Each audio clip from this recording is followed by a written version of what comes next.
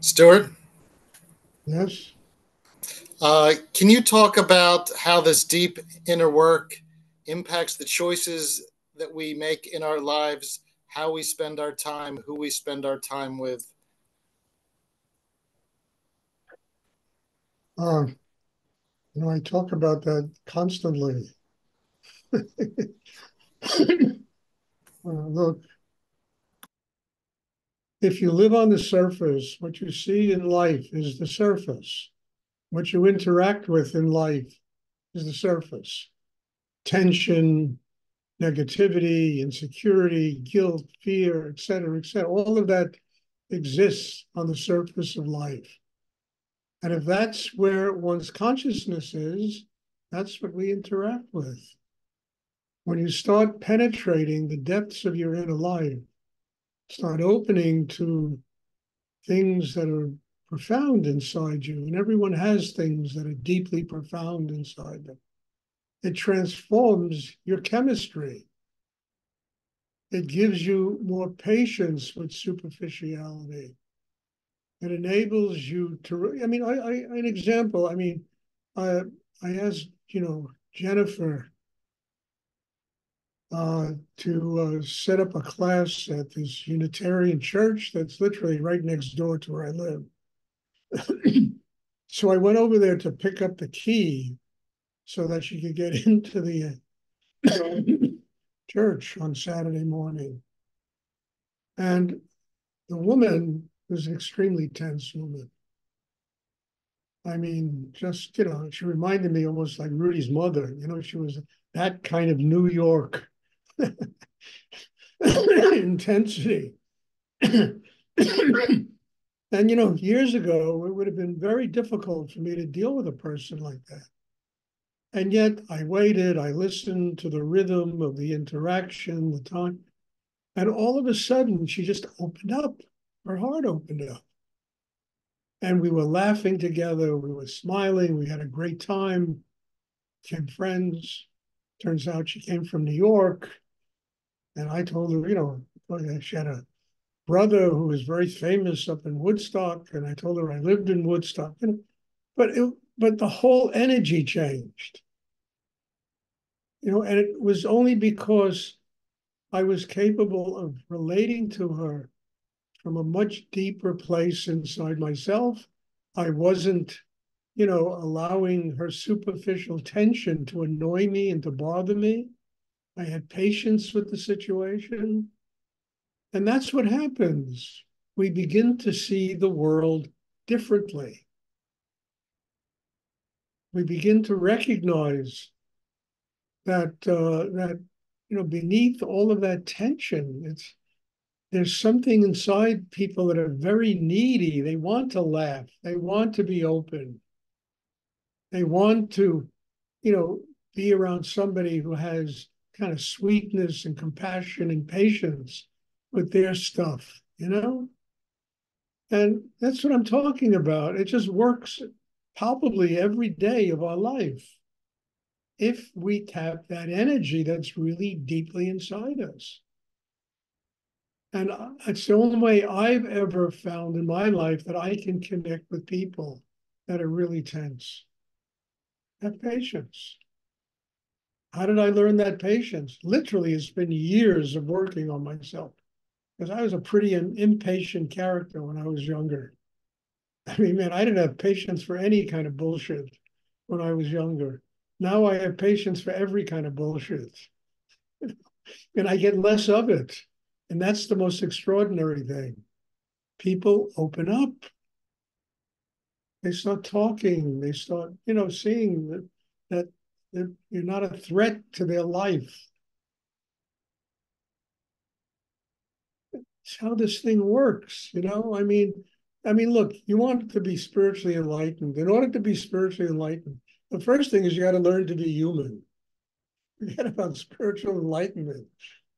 You got to learn to function here like a human being with patience, with love, you care about other people.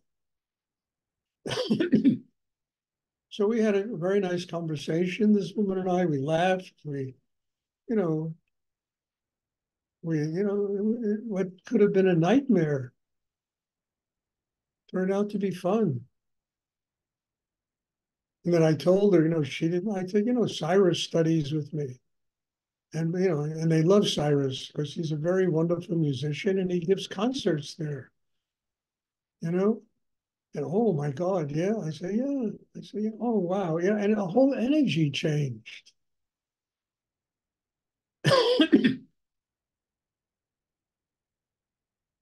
So I can only use practical examples because we're so used to running away from those situations or getting into fights, arguments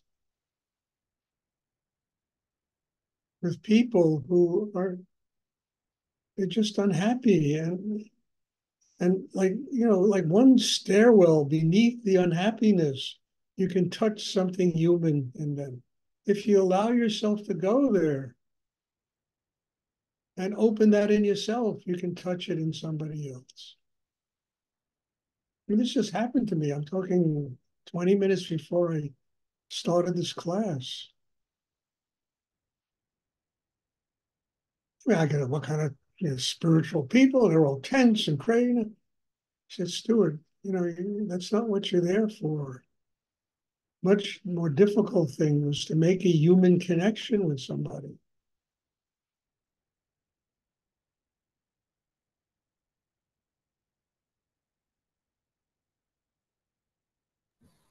I hope that's clear, because I don't want to talk in abstractions. I'd much rather talk about my experience and how I have been in these kinds of situations and what happens, I mean, I used to see that with, I mean, she kind of reminded me of Rudy's mother, this woman, who was this, very kind of difficult woman who was raised in Brooklyn and, spent all her life fighting to get from step to step and would argue with you at a drop of a hat. And she kind of reminded me of that, who knew better than everybody else and talked about it in a New York accent. That's what you were. And I said, whoa, I said, here we go again. And I just patiently waited and the whole thing turned around. It ended very nice, very beautiful. Ended by her saying, well, maybe I should take this class. She said to me, would help you with some of this tension that you have.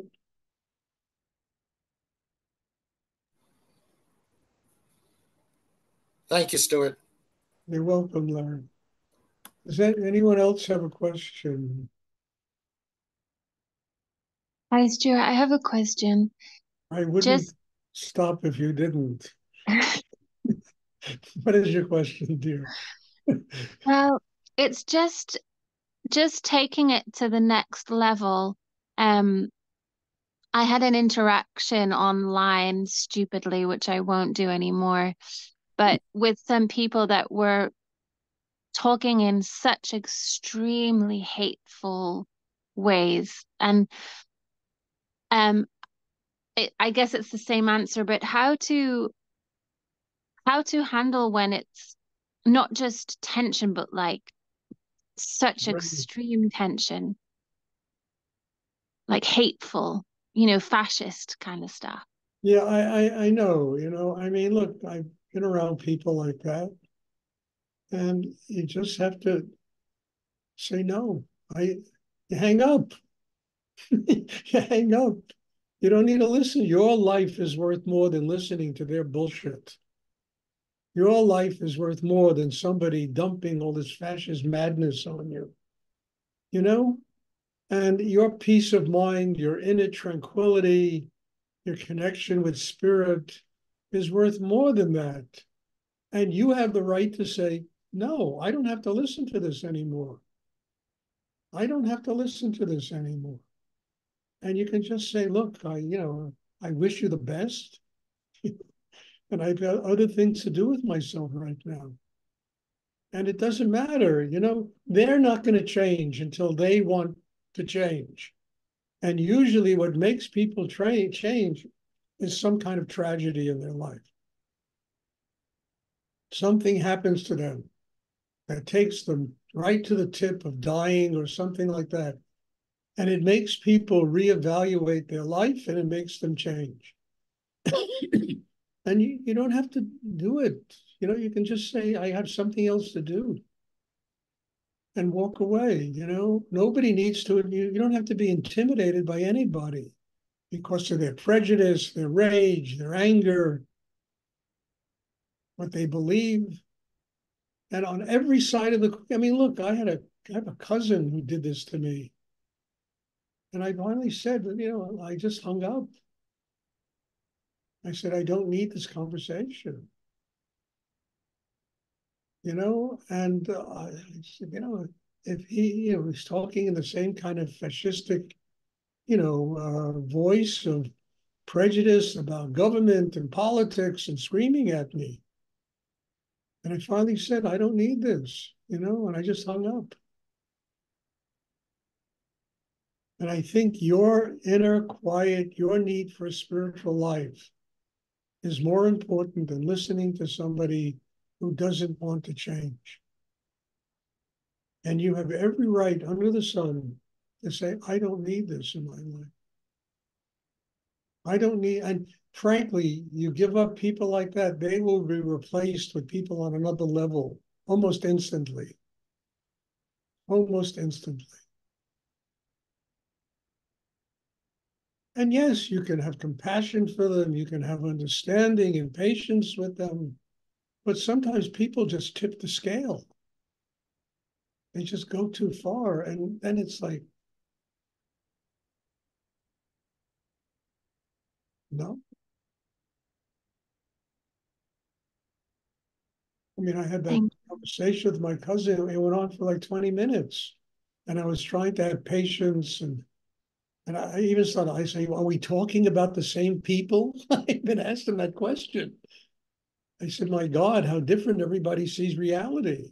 And that made him even angrier because I wouldn't come over to his side and believe of what he, and I finally said, Stuart, enough. And I just hung up. I said, look, you know, I said, I wish you the best. And I just said, I have to go.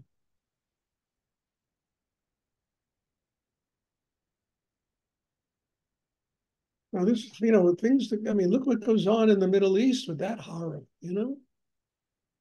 I mean, who's right? Who's wrong? Everybody's right and everybody's wrong. I said this the other day. And because of that, everybody's killing each other. It's ridiculous. Instead of like say, hey, this doesn't go anywhere. What are we doing? We need to find a solution. The solution isn't what we've been doing now for 40 years. There is another solution to this problem. So let's find the other solution. And if they look for it, they'll find forgiveness. They'll find tolerance.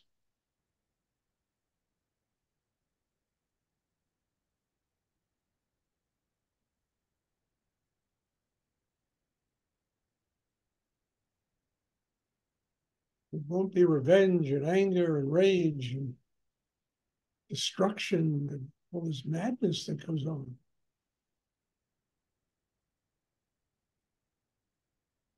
But people have to sit down and say, well, come on, let's look at this differently. Let's try to see if there's another solution.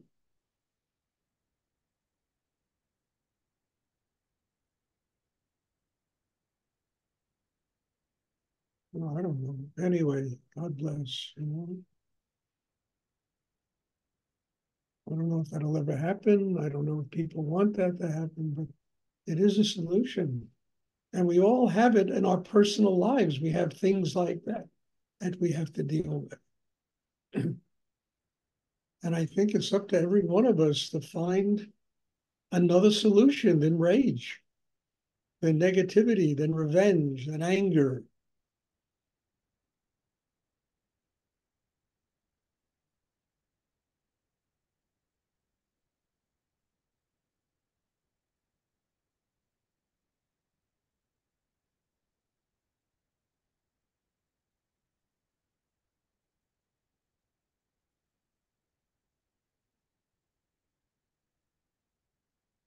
It's like that woman I spoke to on the phone I spoke to the other day on the phone, and she was so tense, I couldn't get 3 words in edgewise.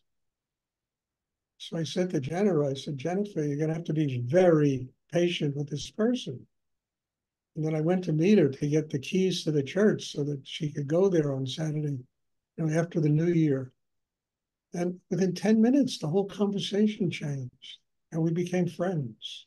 I couldn't believe my ears. It was wonderful.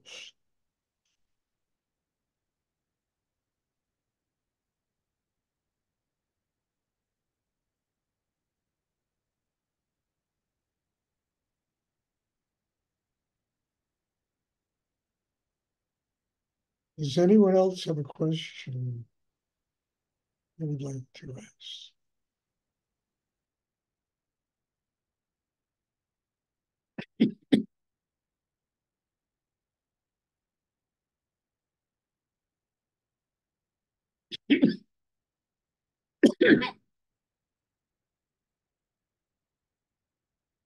And I know we're dealing in millions of people and everybody has a different opinion and idea. And the things I talk about, I think maybe it's for a group this size. It's not for the entire world. You know, because you put 1,000 people together, you're going to get more wars than you're going to get friendships with everybody with a different opinion about the way the world should run.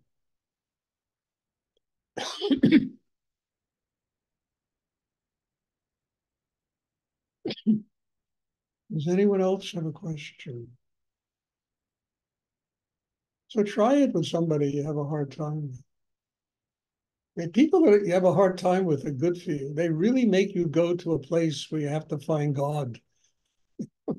People that are easy, you can just kind of putz around on the surface and everything is fun and joyous. And people that are difficult for you, in order to connect with them, you got to go to that place inside where you have to connect with God as an alternative to revenge and anger and being upset.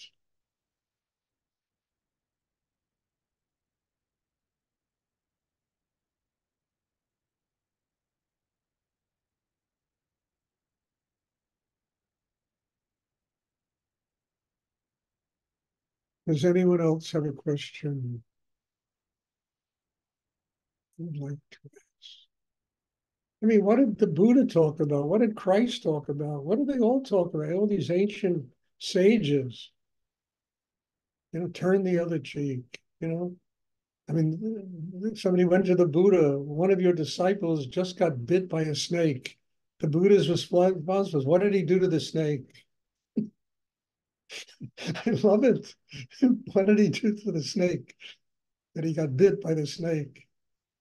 I mean, those kinds of parables are wonderful because they make us understand how to function in life and how to find God inside us and love inside us instead of revenge, anger, which just brings more, like Gandhi said, an eye for an eye, the entire world is going to become blind. And this is so profound and true.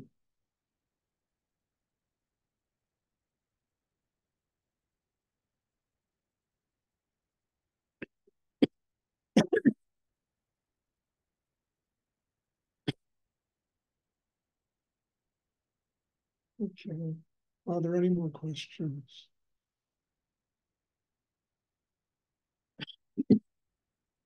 Okay. I just have one announcement to make.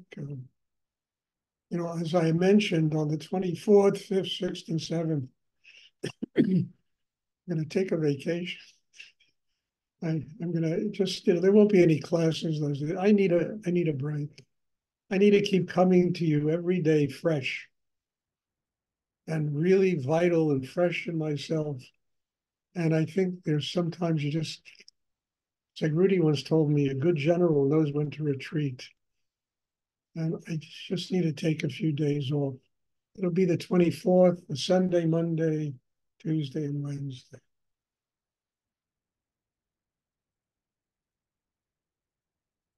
Does anyone else have a question?